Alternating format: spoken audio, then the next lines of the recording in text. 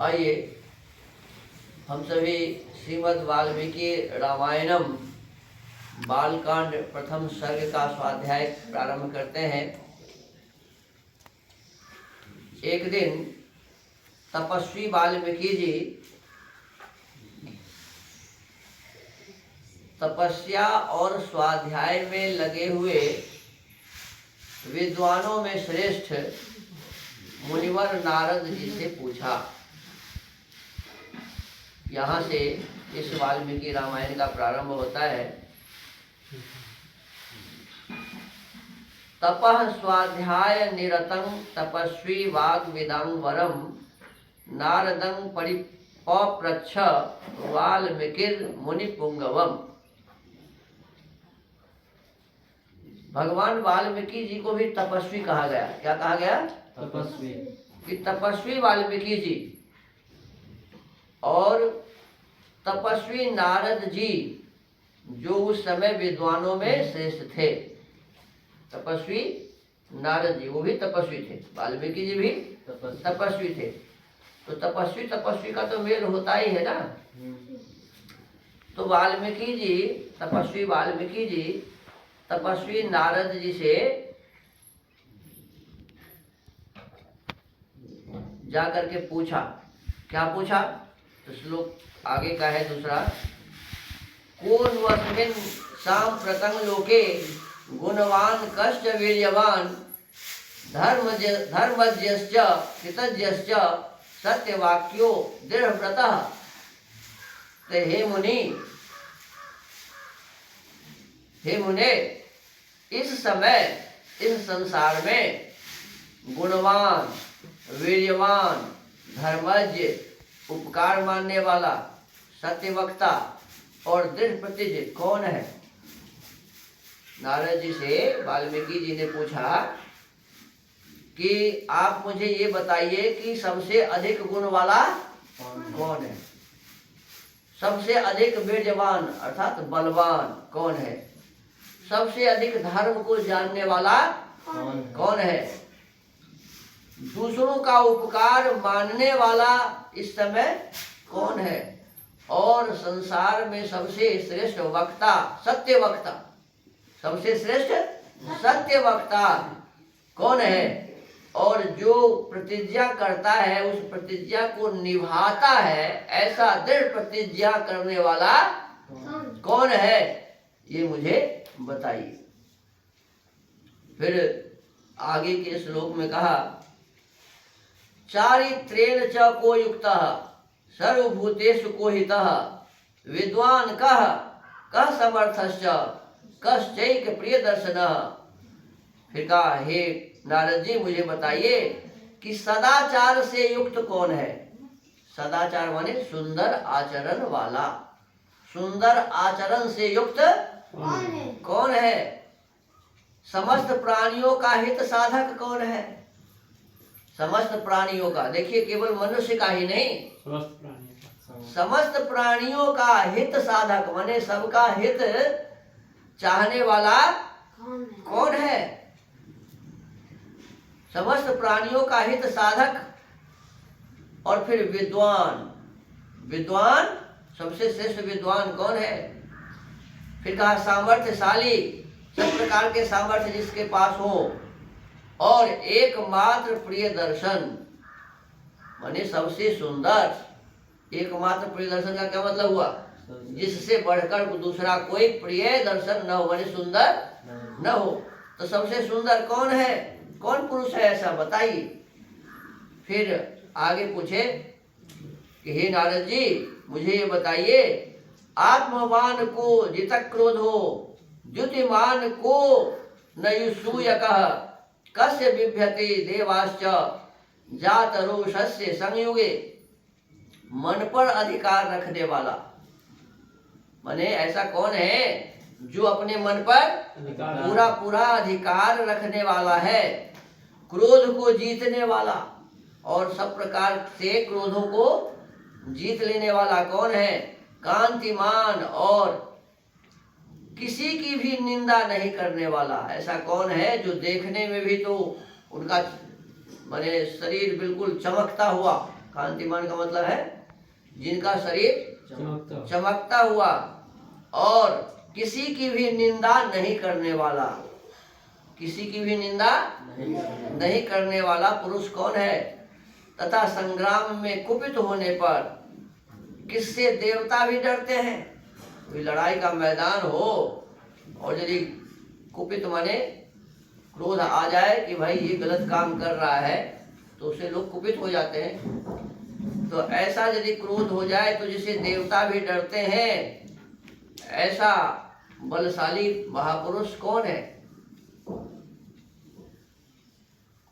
एतदिच्छाम्यहं श्रोतुं परं कौतु हलं हि वे महर्षे त्वं समर्थोषि ज्ञातुमेवं विधं नरम।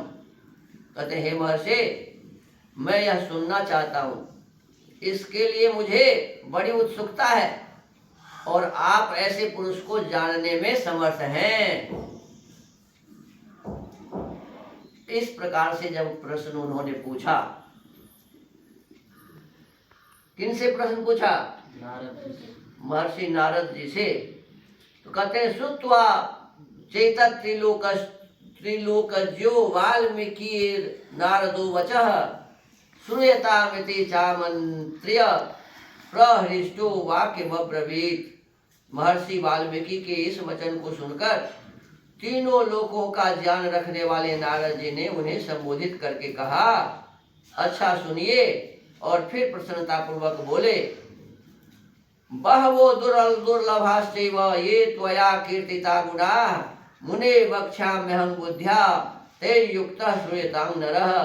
हे मुने, वो भी तो विद्वान थे, तपस्वी थे। तो नारद जी ने भी वाल्मीकि जी को कहा, हे मुने, आपने जिन बहुत से दुर्लभ गुणों का वर्णन किया है, उनसे युक्त पुरुष को मैं विचार करके कहता हूं, आप सुने।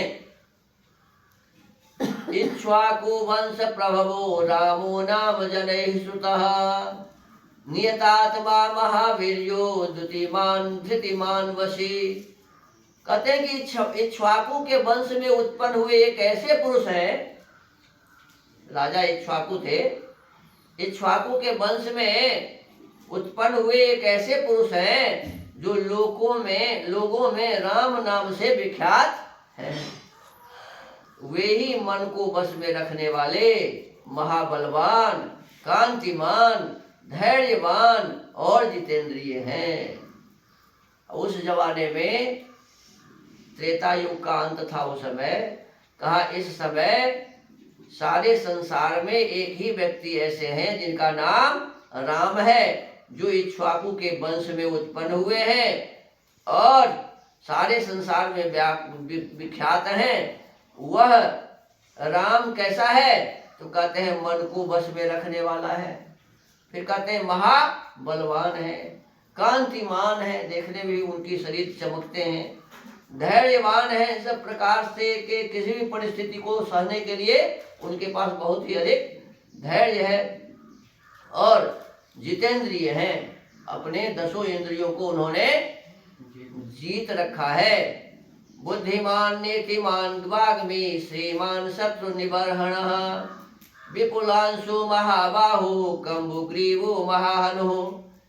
वे बुद्धिमान हैं, नीतिज्ञ हैं, वक्ता हैं, शोभायमान तथा शत्रु संहारक हैं।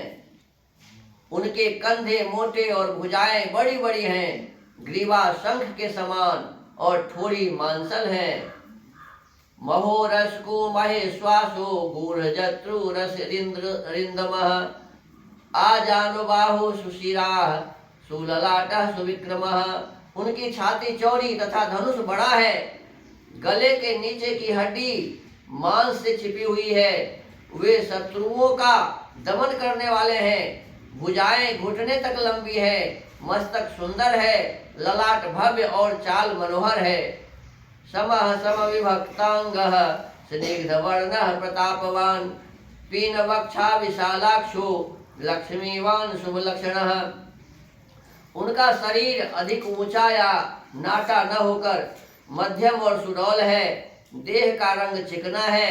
वे बड़े प्रतापी हैं। उनका वक्ष स्थल भरा हुआ है आंखें बड़ी बड़ी हैं, वे शोभायमान और शुभ लक्षणों से संपन्न हैं। धर्मज्ञ सत्य संधश्च प्रजानां च हिते रतः यशस्वी ज्ञान संपन्न शुचिर्वश्य समाधिमान। धर्म के जाता है, वो कैसे हैं? धर्म के जाता, सत्य प्रतिज्ञ, ये प्रतिज्ञा जो कर लेते हैं उससे पीछे हटते नहीं, तथा प्रजा के हित साधन में लगे रहने वाले हैं। अपने प्रजा को किस प्रकार से सुखी रखा जाए, बस इसी साधन में लगे रहते हैं। वे यशस्वी हैं, वे ऐसा काम करते हैं जिससे उन्हें यश ही प्राप्त होता है। ज्ञानी है, पवित्र है, कहा कि किसी भी प्रकार की अपवित्रता उनके भीतर नहीं है, शुद्ध है, पवित्र है। जितेंद्रिय है और मन को एकाग्र रखने वाले हैं। उनका मन हमेशा क्या रहता है जी? एकाग्र रहता है। प्रजापति समः श्रीमान धाता रिपुनिषूदनः रक्षिता जीवलोकस्य धर्मस्य परिरक्षिता। प्रजापति के समान पालक, श्री संपन्न, वैरी विध्वंसक और जीवों तथा धर्म के रक्षक हैं। प्रजा का पालन करने वाला, प्रजापति के समान सबका पालन करने वाला, श्री से संपन्न माने सब प्रकार के धन धान्य उनके पास है, और जो वैरी है उसको विध्वंस करने वाले हैं, और जीवों तथा धर्म के रक्षक हैं। जितने भी जीव हैं सबके रक्षक और धर्म के रक्षक हैं। रक्षिता स्वस्य धर्मस्य स्वजनस्य च रक्षिता वेद वेदांग तत्वज्ञो धनुर्वेदे च निष्ठितः। स्वधर्म और स्वजनों के पालक, वेद वेदांगों के तत्ववेत्ता तथा धनुर्वेद में प्रवीण है। अब देखिए कितनी अच्छी बातें लिखी हुई है भगवान रामचंद्र जी के संबंध में। इसमें साफ साफ लिखा हुआ है कि वेद वेदांग तत्वज्ञो, वेद और वेदांग के तत्वज्ञ थे, माने वेद को ठीक से जानते थे। वेदांग 6 है ना, शिक्षा, कल्प, व्याकरण, निरुक्त, छंद और ज्योतिष। तो इन सभी वेद के अंगों को भी वो ठीक से जानते थे। कितने बड़े विद्वान रहे होंगे, विचार करके देखिए। चारों वेदों के विद्वान और 6 वेद के अंगों के बहुत बड़े विद्वान थे। और धनुर्वेद, 4 वेद जो उपवेद हैं, आयुर्वेद, धनुर्वेद, गांधर्व वेद और अर्थवेद, उसमें कहते हैं धनुर्वेद में प्रवीण थे। आता था तो सब, लेकिन धनुर्वेद में प्रवीण थे, माने धनुर्वेद को बहुत ही गंभीरता से जानते थे। तो इस प्रकार के गुण भगवान रामचंद्र में थे। उनका स्मारक अयोध्या में बना है। और हम आप भगवान राम के आदर्श की यदि रक्षा करना चाहते हैं, अपने जीवन को भगवान रामचंद्र जी जैसा बनाना चाहते हैं, तो जो जो बातें भगवान रामचंद्र जी में था उन बातों में से कुछ भी तो ग्रहण करना पड़ेगा। वो सत्य के जानने वाले थे, मानने वाले थे, तो हमें भी सत्यवादी बनना पड़ेगा। हम भगवान राम के संतान हैं, उनके शिष्य हैं, उनके भक्त हैं, तो हमको वेद के संबंध में जानना समझना पड़ेगा। उपवेद के संबंध में, धनुर्वेद के संबंध में, और क्या कहते हैं 6 जो वेद के अंग हैं, इसके संबंध में जानना तो पड़ेगा, तभी तो हम उनके भक्त कहलाएंगे। और जैसे दुष्टों से रक्षा करने के लिए धनुर्वेद का अभ्यास वो करते थे, तो हम यदि चाहते हैं कि उनके इस जो हमने बनाया है स्मारक, कभी किसी ने बनाया था और अत्याचारियों ने तोड़ दिया। क्यों तोड़ दिया? कि हम उनके कहे मार्ग को नहीं अपनाए। जैसा उन्होंने दुष्टों से लड़ने के लिए धनुर्वेद का अभ्यास सीखा था, हमने उसको छोड़ दिया। हम केवल भगवान भगवान राम नाम जपने का ही ठेका ले लिया। और इसका कारण क्या हुआ? इसी के कारण क्या हुआ कि हम लड़ाई झगड़ा जो हमारे साथ करने आया उसके साथ हम जीत नहीं सके, और वो हमारी संपत्ति पर अधिकार करके उसे तोड़ दिया, वहाँ मस्जिद बना डाला। अब वर्तमान समय में भी यदि हम इतना ही से समझेंगे कि भाई हमारा कल्याण हो जाएगा, अब हमने तो मंदिर बना दिया, तो बना हुआ मंदिर तोड़ दिया तो फिर नहीं तोड़ेगा क्या? यदि हम अपने कर्तव्य का पालन नहीं करेंगे तो कोई आतताई फिर आकर के उसे तोड़ देगा। तो हमें भगवान राम के इस आदर्श को अपने जीवन में धारण करना पड़ेगा कि जैसे वो वेदों के विद्वान थे, जैसे वे शास्त्रों के विद्वान थे, उसी प्रकार से वे धनुर्वेद में भी निपुण थे। अर्थात अपनी रक्षा करने की जो सामग्री है, उस सामग्री को भी वो अपने जीवन में धारण किए हुए थे, तभी वो शत्रुओं से लड़ सके। तो हमें भी इसका ध्यान रखना चाहिए। तो आज स्वाध्याय के क्रम को यही विराम देते हैं। इसके आगे पुनः इस विषय वस्तु को बढ़ाएंगे।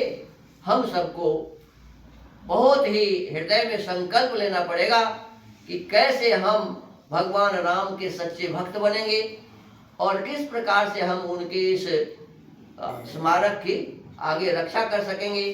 बहुत सारे स्मारक ऐसे हैं जो हमारे भगवान जिन्हें हम कहते हैं उनके लिए लोग बनाए थे और वहाँ पर लोग मस्जिद बना दिया हुआ है। बहुत सारे स्थान ऐसे हैं। तो उन स्थानों को भी हम कैसे अपने वश में कर सकते हैं। तो सब में क्या चाहिए? क्षमता चाहिए ना। सबके लिए शक्ति चाहिए, सामर्थ्य चाहिए, बुद्धि चाहिए। तो बुद्धि वेद से आती है, वेद को पढ़ने से बुद्धि आती है। और धनुर्वेद का अभ्यास करने से, शस्त्र का अभ्यास करने से, ब्रह्मचर्य का पालन करने से शरीर में सामर्थ्य बढ़ता है, जिसके माध्यम से हम आतताइयों से लड़ सकते हैं, विधर्मियों से लड़ सकते हैं। जो हमारे साथ अत्याचार करेगा उसके साथ हम लड़ने के लिए खड़े हो सकते हैं। तो इस प्रकार के गुण हमें धारण करना चाहिए। तो इसी के साथ आज इस वाल्मीकि रामायण के इस प्रकरण को यहीं विराम देते हैं। ओम